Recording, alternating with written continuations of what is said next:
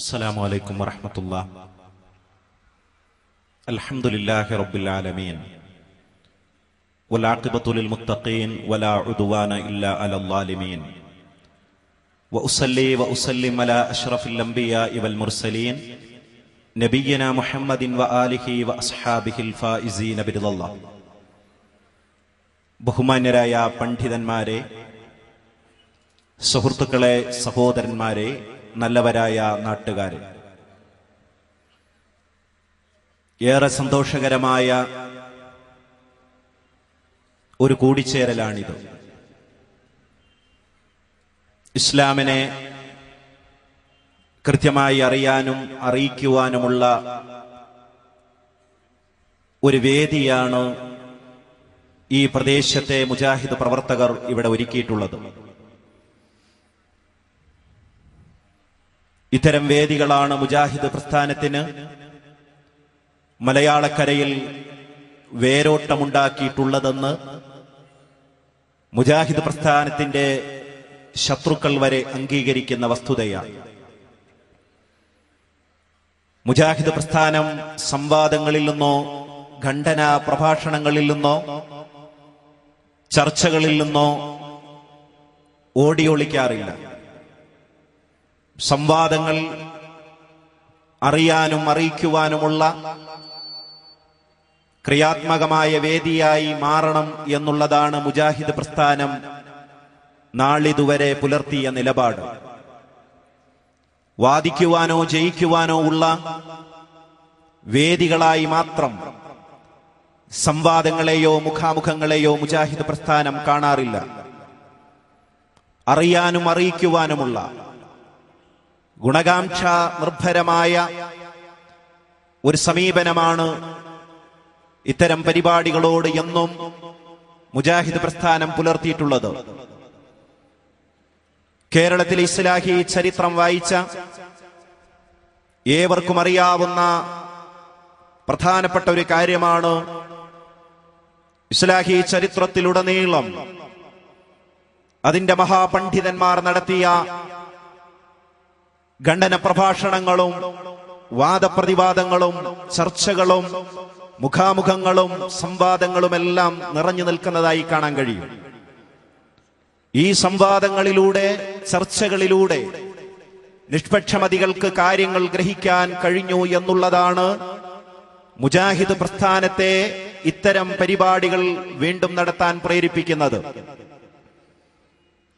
ഒരു പ്രഭാഷണ പരിപാടി സംഘടിപ്പിച്ച്, ഒരു സംവാദവേദി സംഘടിപ്പിച്ച്, ഒരു മുഖാമുഖം സംഘടിപ്പിച്ച് ആ നാട്ടിൽ സ്നേഹത്തോടുകൂടി സൗഹാർദ്ദത്തോടുകൂടി കഴിഞ്ഞുകൂടുന്ന മനുഷ്യരെ തമ്മിലടിപ്പിക്കുവാൻ മുജാഹിദ് പ്രസ്ഥാനം ഒരുക്കമല്ല. അതിന്റെ ചരിത്രത്തിൽ അത്തരമൊരു കറുത്ത അധ്യായം കാണാനും കഴിയില്ല. സംവാദങ്ങളെ അങ്ങനെയാണ് ഇന്നാട്ടുകാർ മനസ്സിലാക്കേണ്ടത് എന്നാണ് ആമുഖമായി സൂചിപ്പിക്കുവാനുള്ളത്. ആരെയെങ്കിലും പരാജയപ്പെടുത്തുവാനോ ഭൂതലത്തിൽ നിന്ന് ഇല്ലാതാക്കുവാനോ ഒരു സംവാദം കൊണ്ട് കഴിയുമെന്ന വിഡ്ഢിത്തരം ഒരിക്കലും തന്നെ മുജാഹിദ് പ്രസ്ഥാനത്തിനില്ല.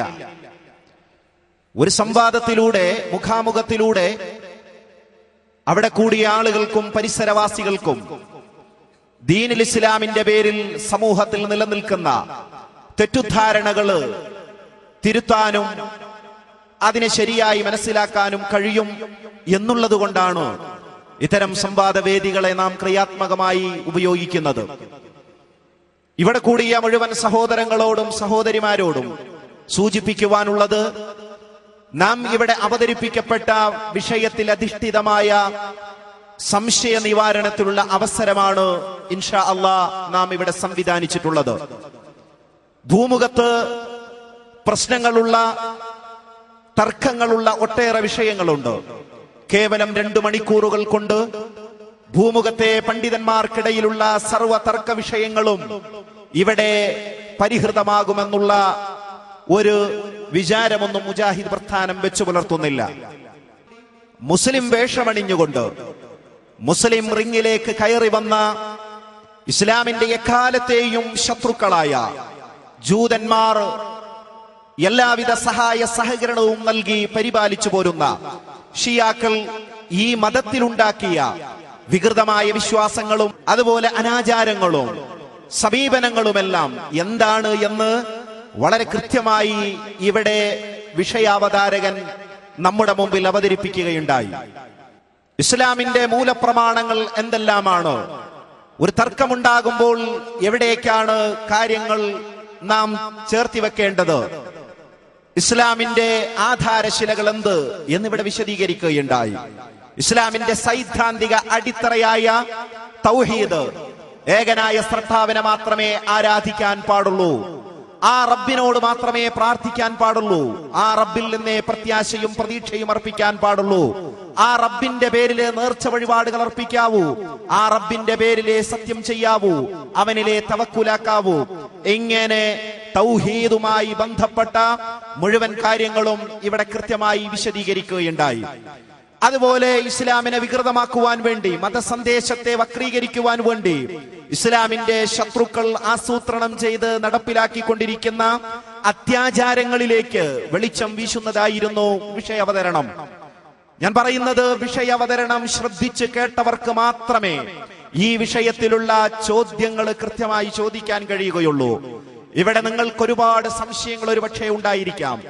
നിങ്ങൾക്ക് ഉള്ള സംശയങ്ങൾ മുഴുവനും ഞാൻ നേരത്തെ സൂചിപ്പിച്ചതുപോലെ ഈ 2.5 മണിക്കൂറിൽ തീർക്കുവാൻ സാധ്യമല്ലല്ലോ. അതുകൊണ്ട് അവതരിപ്പിക്കപ്പെട്ട വിഷയത്തിൽ ഒതുങ്ങി നിന്നുകൊണ്ട് വളണ്ടിയേഴ്സ് നിങ്ങൾക്ക് നിർദ്ദേശിച്ചു തരുന്ന പ്രത്യേക സ്ഥലത്ത് നിന്നുകൊണ്ട് ഒരു പ്രാവശ്യം ഒരു ചോദ്യം എന്ന നിലയിൽ നിങ്ങൾക്ക് സംശയം ചോദിക്കാവുന്നതാണ്.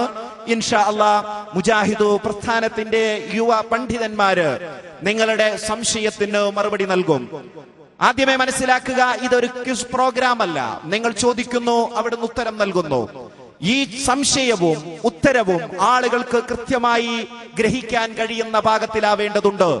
നിങ്ങൾക്ക് ചോദിക്കാം, ഇവിടുന്നാണ് അതിന് വിശദീകരണം നൽകുന്നത്, മറുപടി നൽകുന്നത്. അതുകൊണ്ട് തന്നെ ഈ പ്രസ്ഥാനം ഇത് സംഘടിപ്പിച്ചതിന്റെ ഉദ്ദേശ്യം ഈ നാട്ടിൽ കാര്യങ്ങൾ വ്യക്തമായി മനസ്സിലാക്കി കൊടുക്കാൻ പറ്റുന്ന ഒരു വേദിയായി ഇത് മാറണം എന്നുള്ള ഉദ്ദേശത്തോടു കൂടിയാണ്. അത് ചോദ്യകർത്താക്കൾ മറക്കരുത് എന്ന് ആമുഖമായി സൂചിപ്പിക്കുകയാണ്. ഒരുപാട് ആളുകൾ ഒരുപക്ഷെ ചോദിക്കുവാൻ ഉണ്ടാവും. എല്ലാവർക്കും അവസരം നൽകാൻ കഴിഞ്ഞുകൊള്ളണമെന്നില്ല. പക്ഷേ ചോദ്യം ചോദിക്കാൻ നിൽക്കുന്ന ആളുകള് തന്റെ പിന്നിൽ ഇനിയും ചോദ്യങ്ങൾ ചോദിക്കാനുള്ള ആളുകളുണ്ട് എന്ന രൂപത്തിൽ തന്നെ വളരെ ചുരുക്കിക്കൊണ്ടായിരിക്കണം ചോദ്യങ്ങൾ ചോദിക്കേണ്ടത്.